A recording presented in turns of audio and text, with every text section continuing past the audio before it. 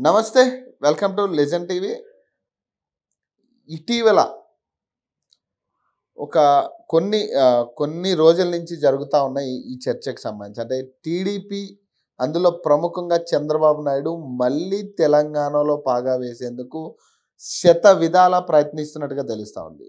ఆయన నెగ్గిన తర్వాత నుంచి చూడొచ్చు మనం. ఆయన ప్రణాళిక కావచ్చు, ఆయన అడుగులు కావచ్చు, నెగ్గిన తర్వాత నుంచి కూడా తెలంగాణలో మీటింగ్ విషయంలో కావచ్చు, ఇక్కడున్న అతని కేడర్ విషయంలో కావచ్చు, ఇక్కడున్న నాయకులకు కూడా అతను దిశానిర్దేశాలు కూడా ఇవ్వడం జరిగింది.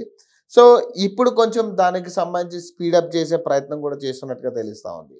ఇటీవల ప్రశాంత్ కిషోర్‌ని అలాగే ఒక సర్వే సంస్థను కూడా ఒక ప్రైవేట్ సర్వే సంస్థను కూడా కలిసినట్టుగా తెలుస్తా ఉంది. మాకు ఇట్లా వాళ్ళకొక దిశానిర్దేశం కూడా చేసినట్టుగా తెలుస్తా ఉంది. అంటే ఏ విధంగా పార్టీని తెలంగాణలో పునరుద్ధరణ చేయాలి, అలాగే ఇక్కడున్న కేడర్‌ని కావచ్చు, ఇక్కడున్న నాయకత్వాన్ని ఏ విధంగా మళ్ళీ తిరిగి వెనక్కి పుంజుకునేలా చేయాలనే విషయంలో కావచ్చు, అలాగే పార్టీని ఇప్పుడున్న పరిస్థితులు అలాగే ఇప్పుడున్న తెలంగాణ ప్రభుత్వ హయాంలో మరి ఎంతమంది సెటిలర్సు తెలంగాణ వైపు ఉన్నారు, ఎంతమంది మళ్ళీ టీడీపీకి వచ్చే ఛాన్స్ ఉంది, ఈ రకమైన సర్వేలు కావచ్చు, రకరకాల అంశాల మీద ప్రశాంత్ కిషోర్‌తో అలాగే ఒక ప్రముఖ ప్రైవేట్ సర్వే సంస్థతో కూడా డిస్కస్ చేసినట్టుగా తెలుస్తూ ఉంది.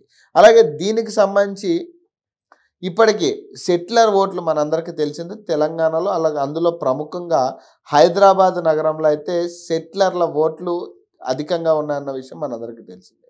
ఎందుకంటే ఇక్కడ కొంత అంటే ఆంధ్ర నుంచి కావచ్చు, విభజన టైంలో కూడా చాలామంది సెటిలర్స్ ఇక్కడ ఉండి జాబ్ పర్పస్ కావచ్చు, చాలామంది ఇక్కడ సెటిలర్ ఓట్లు చాలా ఎక్కువగా అధికంగా ఉన్నట్టుగా మనందరికీ తెలిసిందే.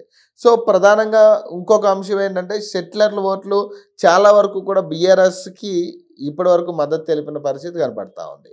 మరి ఈ తరుణంలో ఒకవేళ నిజంగా చంద్రబాబు నాయుడు గనక తెలంగాణలో రీఎంట్రీ ఇస్తే మరి ఈ సెటిలర్లు మళ్ళీ చంద్రబాబు నాయుడు వైపు వెళ్తారా అనేది ఒక పెద్ద చర్చగా జరుగుతూ ఉంది.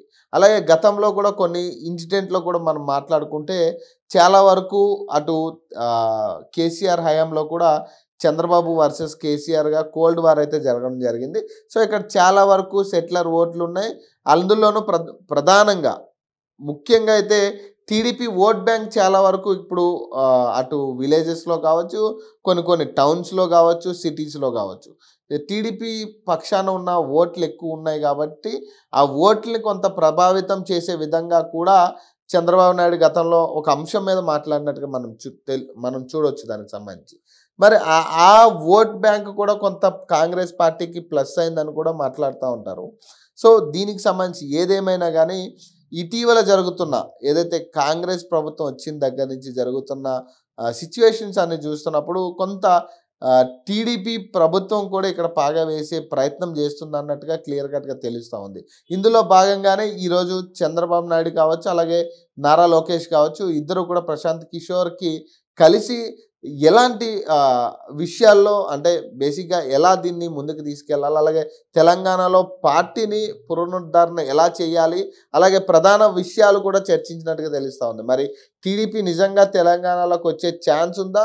ఎందుకంటే తెలంగాణ విభజన తర్వాత నుంచి కూడా ఇక్కడ పార్టీ కనుమరుగైన పరిస్థితి, అలాగే ఇక్కడ నాయకత్వం కూడా చాలా వరకు అటు టీఆర్ఎస్‌లో కొంతమంది కావచ్చు, ఇటు కాంగ్రెస్‌లో కూడా చాలామంది చేరికలు జరిగిన పరిస్థితుల్లో మరి వాళ్ళందరూ మళ్ళీ వెనక్కి వచ్చే ఛాన్స్ ఉందా? మరి తీసుకుంటే ఖచ్చితంగా కేడర్ మళ్ళీ వెనక్కి తీసుకునే ఛాన్స్ ఉంటుందా అనేది కూడా ప్రధాన చర్చగా జరుగుతూ ఉంది. మరి ఎందుకంటే ఒక పక్క అటు కాంగ్రెస్ పార్టీలో కూడా టీడీపీ నాయకత్వం ఉంది, అలాగే బీఆర్ఎస్ పార్టీలో కూడా టీడీపీ నాయకత్వం చాలా వరకు ఉంది కాబట్టి మరి ఈ నాయకత్వాన్ని కూడా వెనక్కి లాక్కునే పరిస్థితి ఉంటుందా అనేది కూడా కొంత గోప్యంగా కనపడతా ఉంది. మరి ఏదైనా కానీ రీఎంట్రీ ఇవ్వడానికైతే చంద్రబాబు నాయుడు శత విధాల ప్రయత్నం చేస్తున్నట్టుగా తెలుస్తూ ఉంది.